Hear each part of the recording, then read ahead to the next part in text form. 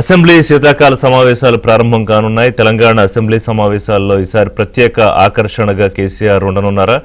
అంటే కేసీఆర్ అసెంబ్లీకి రావడం అనేది ఇంత పెద్ద వార్తగా, ఇంత పెద్ద చర్చనీయాంశంగా ఎందుకు మారింది? ఒక మాజీ ముఖ్యమంత్రి, ప్రతిపక్ష నేత, ఒక ఎమ్మెల్యేగా వారికి అసెంబ్లీకి రావాల్సిన బాధ్యత ఉంటుంది. కానీ అటు ఆంధ్రప్రదేశ్లో జగన్మోహన్ రెడ్డి విషయం కానీ, ఇటు తెలంగాణలో కేసీఆర్ విషయం కానీ అసెంబ్లీకి ఎందుకు రారు? అంటే ముఖ్యమంత్రిగా ఉంటే మాత్రమే ఆ సభకు ఒక విలువ, మర్యాద, ఆ స్థానం ఉంటే మాత్రమే వస్తారా?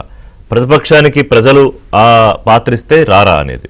ఎనివే, కీపింగ్ అసైడ్ ఏపీ పక్కన పెడితే తెలంగాణ అసెంబ్లీకి కేసీఆర్ 2 సందర్భాల్లో మాత్రమే హాజరయ్యారు. మొదట ప్రభుత్వం ఏర్పడిన తర్వాత మొట్టమొదటి సమావేశాల్లో గవర్నర్ ప్రసంగం సందర్భంగా వచ్చారు. తర్వాత ఇంకోసారి బడ్జెట్ సమావేశాల సందర్భంగా వచ్చారు. ఒకసారి మీడియాతో మాట్లాడారు సందర్భంగా.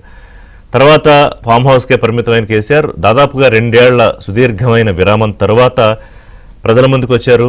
మీడియాతో మాట్లాడుతూ అసెంబ్లీ సమావేశాల గురించి మాట్లాడుతూ, అసెంబ్లీ సమావేశాల కన్నా ముందు ఈ నీళ్ల పంచాయతీ అంటే ఈసారి ఆయన మళ్ళీ కమింగ్ బ్యాక్ స్ట్రాటజీగా పాలమూరు రంగారెడ్డి ప్రాజెక్టును తీసుకుంటున్నారంటే 2015లో మా హయాంలో స్టార్ట్ అయిన ప్రాజెక్టుకు సంబంధించి రేవంత్ రెడ్డి ప్రభుత్వం దాన్ని ఎందుకు పక్కన పడేసింది? 3 జిల్లాలకు అన్యాయం చేస్తోంది. రంగారెడ్డి, మహబూబ్నగర్, మెదక్ జిల్లాలకు సాగునీరు, తాగునీరుకు సంబంధించి పట్టట్లేదు ప్రభుత్వానికి. కేంద్ర ప్రభుత్వం డిపిఆర్ని తిప్పి వెనక్కి పంపించినా ఎందుకు రెస్పాండ్ కావట్లేదు? అంటే అది బీఆర్ఎస్ హయాంలోనే వెనక్కి పంపించేశారని కాంగ్రెస్ ప్రభుత్వం అంటుంటే, లేదు రేవంత్ రెడ్డి సర్కార్ వచ్చిన తర్వాత వెనక్కి వచ్చింది, మీకు కనీసం చెమకుట్టినట్టయినా లేదని కేసీఆర్ ఆరోపిస్తున్నారు. సరే, ఆ నేపథ్యంలో కొంత తోలు తీస్తా ఇలాంటి భాష మాట్లాడారు. దానికి అంతే ఘాటుగా ఒకటి మాట అంటే 10 మాటలు అంటా ఉన్నట్టుగా రేవంత్ రెడ్డి ముఖ్యమంత్రి గారితో పాటుగా మిగతా వాళ్ళందరూ కూడా అంతే స్థాయిలో కౌంటర్ ఇచ్చారు. అయితే అసెంబ్లీలో ఖచ్చితంగా ఈ నీళ్లు నిప్పులు జరగబోతున్నాయి అనేది అయితే స్పష్టంగా అర్థమవుతోంది. పవర్ పాయింట్ ప్రజెంటేషన్ కూడా ప్రభుత్వం సిద్ధమైంది. అంటే మొదట జోరాల దగ్గర ప్లాన్ చేసిన ప్రాజెక్ట్ తర్వాత పాలమూరు రంగారెడ్డిగా ఎందుకు మారింది? శ్రీశైలం జలాశయం నుంచి నీరు తీసుకోవాలనే ప్రాజెక్టు ఆలోచన ఎందుకు చేశారు? దాని ఖర్చు ఎంత, ఇప్పటివరకు ఎంత ఖర్చు పెట్టారు, ఇంకా ఎంత పెండింగ్ ఉంది, ఇవన్నీ డీటెయిల్డ్గా పవర్ పాయింట్ ప్రజెంటేషన్ ఇస్తారు. అలాగే వాళ్ళు కూడా సిద్ధమవుతారు. ఇప్పుడు హరీష్ రావు గతంలో ఇరిగేషన్ మంత్రిగా చేశారు, ఆయన కూడా పవర్ పాయింట్ ప్రజెంటేషన్ ఇవ్వడానికి సిద్ధంగానే ఉంటారు. కానీ ప్రభుత్వం అవకాశం ఇస్తుందా లేదా అని. గతంలో కేసీఆర్ గారు ముఖ్యమంత్రిగా ఉన్నప్పుడు వారు ప్రజెంటేషన్ ఇచ్చి కాంగ్రెస్ పార్టీకి ఇవ్వలేదు. అయితే ఒక సందర్భంలో ఉత్తమ్ కుమార్ రెడ్డి ప్రిపేర్ కాలేదన్నారు, దాన్ని కూడా ఎద్దేవా చేశారు. తర్వాత బయట ఏదో ప్రజెంటేషన్ చేశారనుకోండి.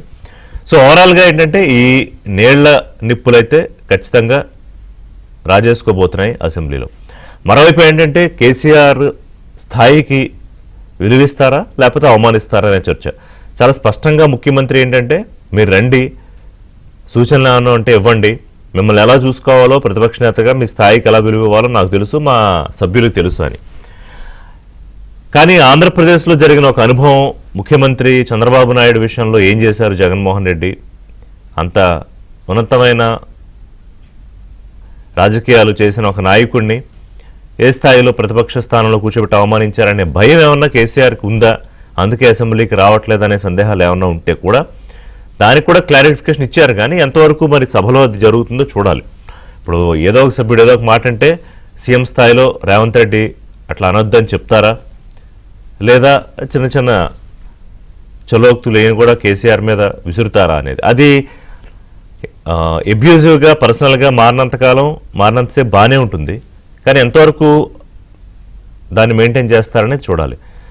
మొత్తం మీద చాలా కాలం తర్వాత తెలంగాణ అసెంబ్లీలో ఒక ముఖ్యమైన ఘట్టం ఈరోజు కనిపించబోతోంది.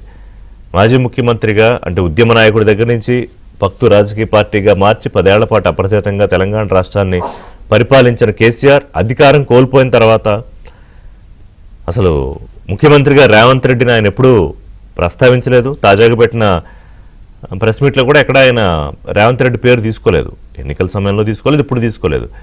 మరి అలాంటి రేవంత్ రెడ్డి సభాధ్యక్షుడిగా, సభానాయకుడిగా ఉన్న సభలోకి వచ్చి ప్రతిపక్ష స్థానంలో కూర్చోవాలి కేసీఆర్. ఇవాళ ఏం జరుగుతాయంటే, ముఖ్యంగా డిప్యూటీ స్పీకర్ ఎన్నికోటి ఉంది, కొన్ని ముఖ్యమైన బిల్లులు ప్రవేశపెట్టబోతున్నారు. సభలో ఎంతవరకు ఇవాళ చర్చ జరుగుతుంది? నీటి కేటాయింపుల మీద చర్చ ఏమన్నా ప్రారంభం అవుతుందా? పవర్ పాయింట్ ప్రజెంటేషన్ ఎప్పుడు ఉంటుంది? ఎందుకంటే ఇవాళ అయిపోయిన తర్వాత సభ మళ్ళీ వాయిదా పడిపోయి 2వ తారీఖు స్టార్ట్ అవుతుంది. 3 రోజులు ఈ న్యూ ఇయర్ సందర్భంగా సభ ఉండదు. 2వ తేదీ నుంచి మళ్ళీ ఉంటుంది. బీఏసీ సమావేశంలో అది 3 రోజులు పెడతారా, 5 రోజులు పెడతారా, ఎన్ని రోజులు పెడతారో డిసైడ్ చేస్తారు. అయితే సెషన్ అంతా కేసీఆర్ హాజరవుతారా, లేకపోతే కేవలం ఇవాళ వచ్చి ఒకసారి మొహం చూపించి వెళ్ళిపోతారా అనే చర్చ కూడా జరుగుతోంది.